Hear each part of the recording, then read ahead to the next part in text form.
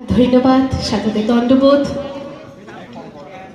মাননীয় ডক্টর সৌরভ চক্রবর্তী ডাঙরিয়া। আমরা সকালের সামনে কিছু মূল্যবান কথা তুলতে ধরিল। এবার আমরা চলে যাব অ্যাওয়ার্ড দেওয়ার যে আমার সেরিমনি চলে ধরেছিল, অর্থাৎ যে অনুষ্ঠান চলে ধরেছিল সেই অ্যাওয়ার্ড সেরিমনিতে এবার আমরা চলে যাব। আর next award best actress folk song, best actress folk song.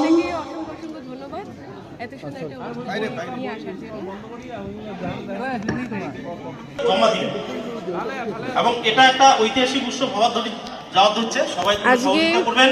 অনেক দিনের একটা ইচ্ছে একটা পূরণ হলো, অনেক দিনের একটা ইচ্ছে যেটা কল্পনা কোনোদিন করতে পারিনি যে এত বড় একটা অ্যাওয়ার্ড পাবো। এটা আমার জীবনে অনেক বড় একটা সারপ্রাইজ।